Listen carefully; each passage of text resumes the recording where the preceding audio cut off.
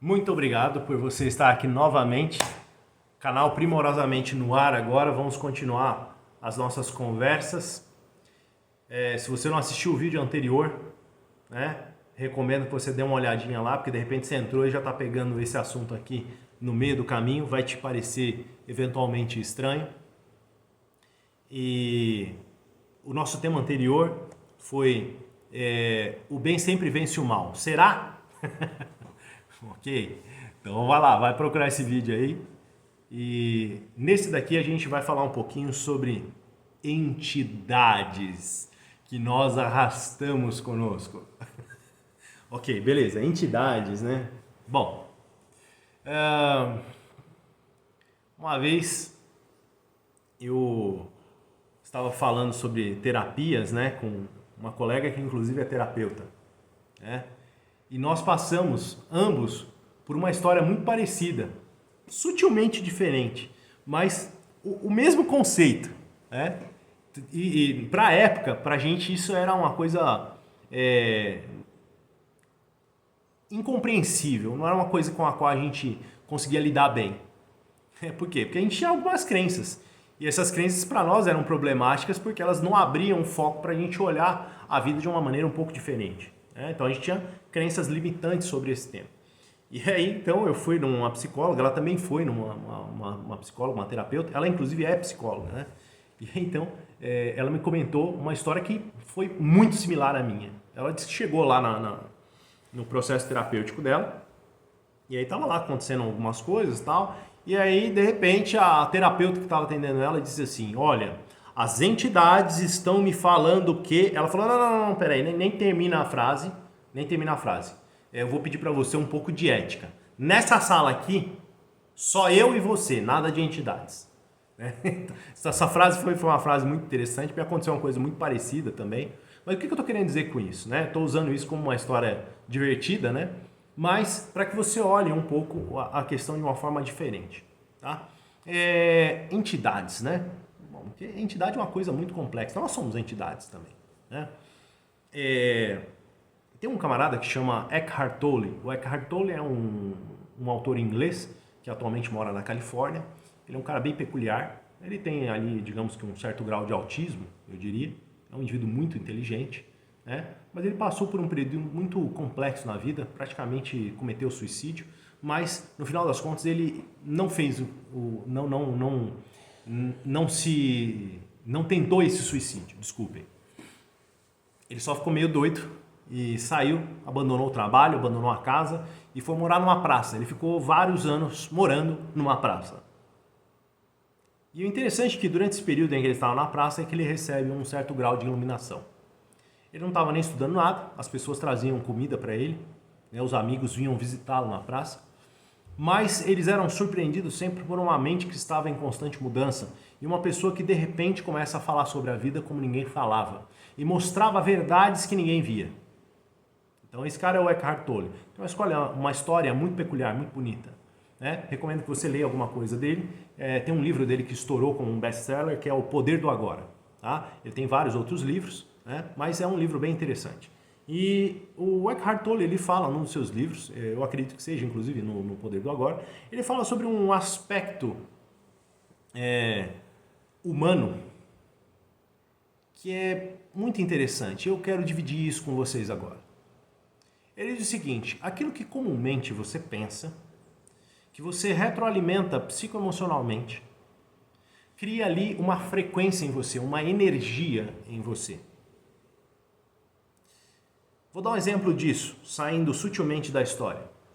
Você já foi a algum lugar que você entrou e falou assim, cara, a energia aqui tá estranha, esse ambiente tá com um clima pesado. Você já ouviu essas frases? Elas não são nem frases de pessoas que são espiritualistas. Todos nós sentimos isso, quando a energia tá boa e tá ruim.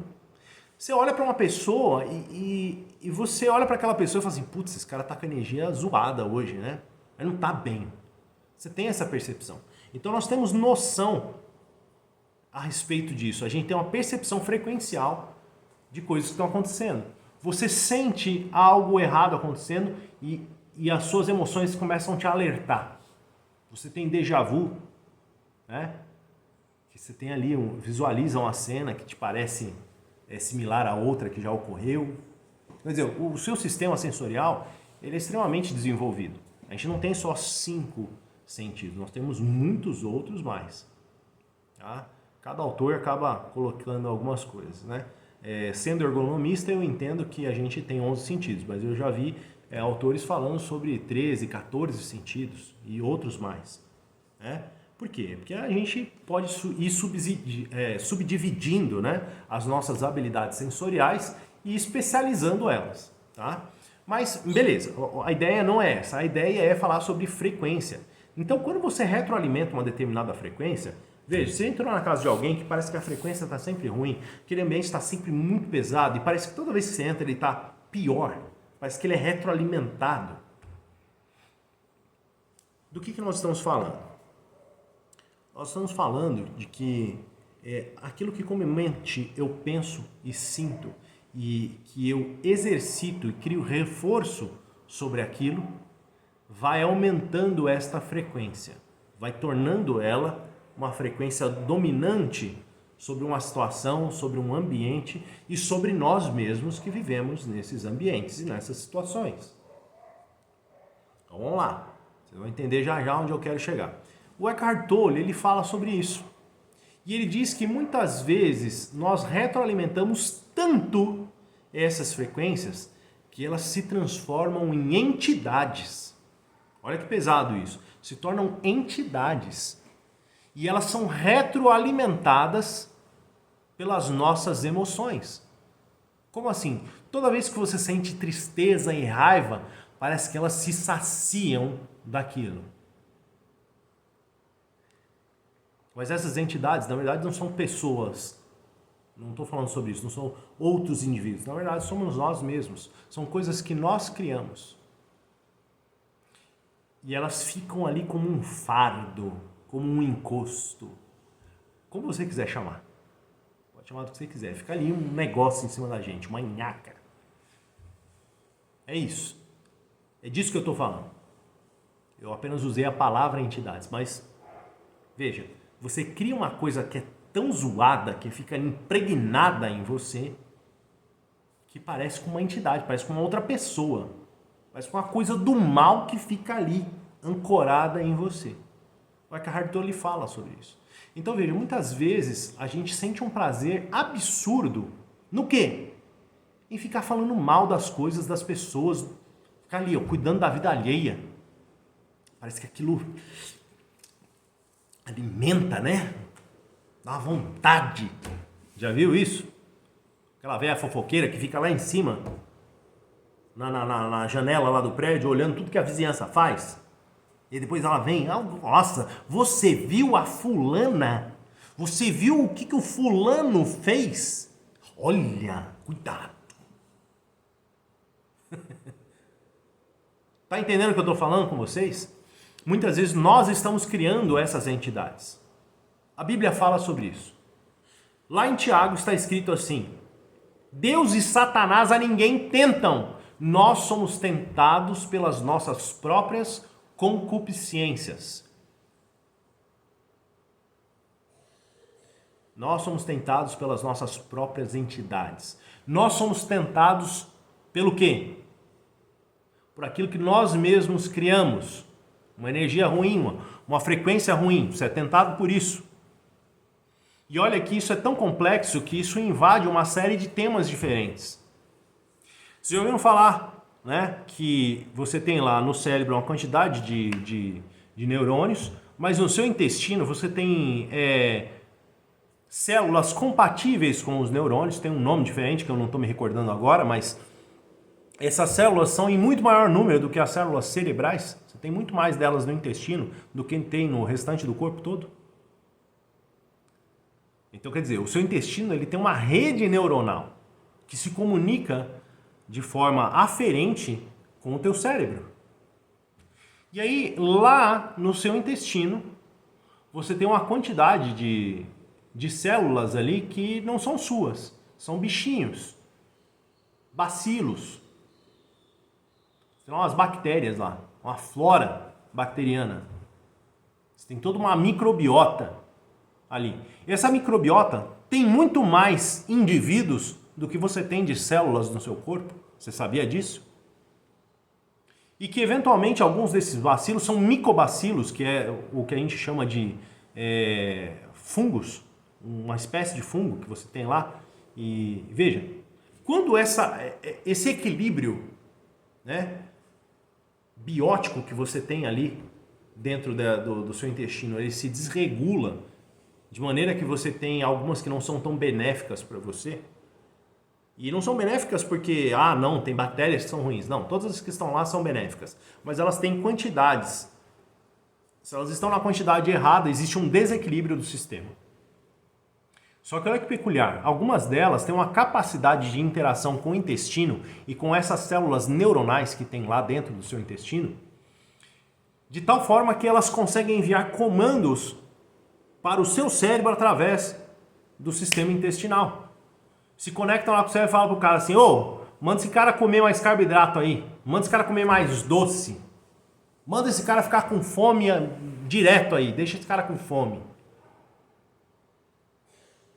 Tá entendendo? Olha, come comida mais condimentada, você vai me ajudar aqui embaixo. Por quê? Elas sabem do que elas precisam, então elas começam a pedir o que precisam para retroalimentar a si mesmas. E você começa a ser controlado pela sua biota intestinal. Gostou dessa? Então quer dizer, olha só que interessante, quantas coisas podem determinar as nossas relações. E veja, de novo, você não pode culpar as bactérias, porque quem come é você. Quem manda no seu corpo é você. Você está permitindo que um monte de bactérias domine sobre você, vai fazer uma coisa a respeito, vai se tratar. Vai procurar um nutricionista decente que entenda de biota intestinal e que possa te ajudar nesse processo. Conheço uma boa aí, uma tal de Penélope.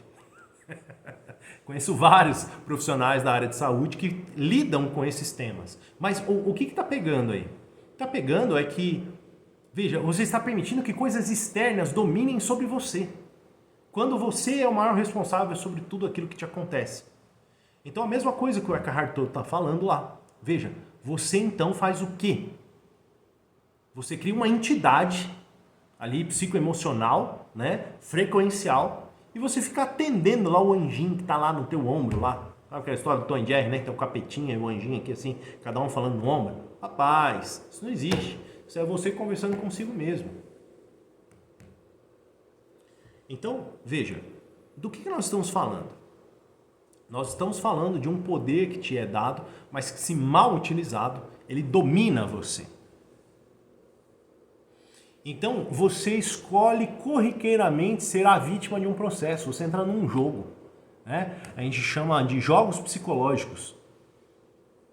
Tem um cara aí que eu respeito bastante, foi meu orientador, meu tutor aí, e também meu terapeuta, e ele, inclusive, me recomendou um livro muito interessante, que é do Eric Berne, né? É um cara da análise transacional. E o nome do livro é Games People Play, os jogos que as pessoas jogam.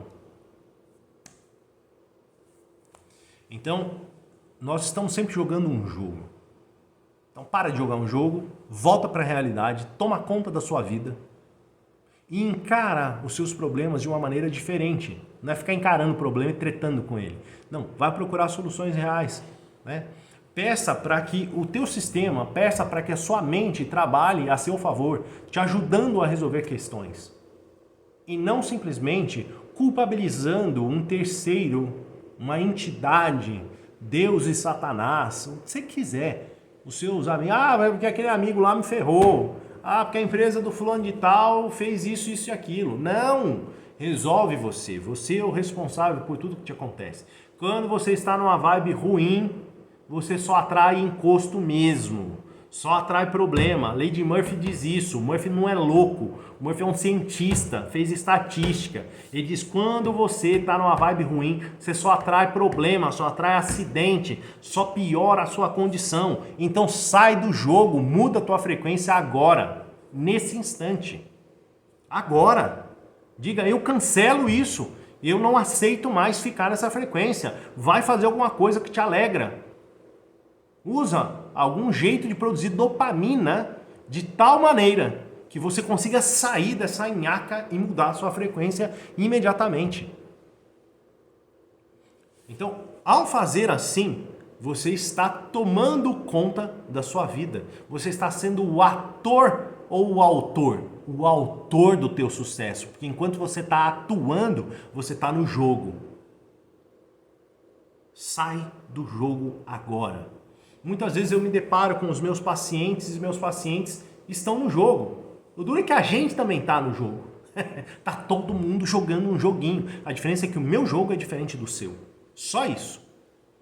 Mas veja que o paciente às vezes chega para você, ele não está querendo solução. Ele está querendo um aliado. Está procurando por um aliado. E ele só quer te contar a desgraceira que alguém fez com ele. Ele não quer mudar. No fundo ele quer, mas ele não faz o trajeto da mudança. Ele não faz a ação da mudança.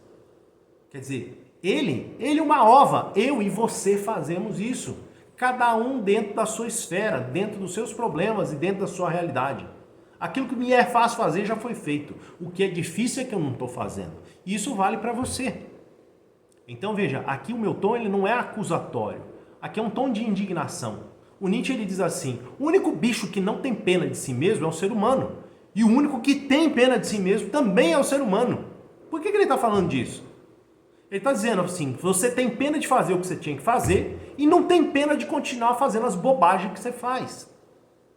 Então quando é que nós vamos mudar isso? Quando é que nós vamos nos esclarecer e entender que a mudança é uma ferramenta que está aqui, ó, na nossa mão? Ninguém vai pegar a varinha de condão e fazer assim, ó, pum! Não tem comprimidinho da felicidade. Não tem.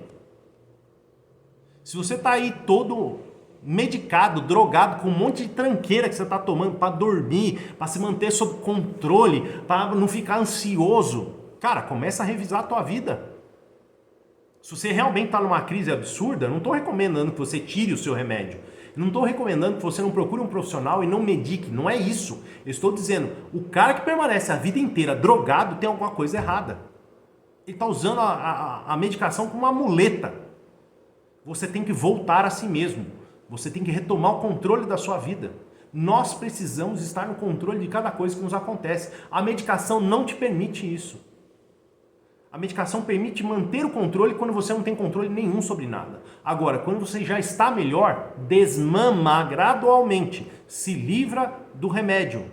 E então procure ferramentas para atuar sobre si mesmo e atuar nas suas questões de maneira que você seja uma pessoa de sucesso, próspera em todas as áreas da sua vida. É assim que as coisas acontecem. Não se engane de novo, aquele que vos fala também tem as suas dificuldades. Eu também passo pelos desafios que vocês passam. Então eu calço a sandália de cada um de vocês. É um desafio para mim também, mas faça isso. Eu já tive síndrome do pânico. Já usei medicação forte durante um longo período. Mas você tem que se livrar disso e você tem que lidar com os seus temas. Você tem que abrir a porta e olhar para os seus demônios. Mas você tem que fazer isso com misericórdia. Com misericórdia. Já pensou nessa palavra, o significado dela? Misericórdia é composta por duas palavras. Miséria, miserere, e córdios, que vem de coração, cardia, córdio. Então, é olhar com cordialidade para as suas misérias, para as suas desgraças. E entender que você é só um ser humano que está em evolução, está corrigindo e aprendendo, está errando e acertando. E este é o seu caminho. Olhe com misericórdia para si mesmo. Não há nada que permaneça. Tudo passa. E o perrengue que você está passando agora, ele vai passar.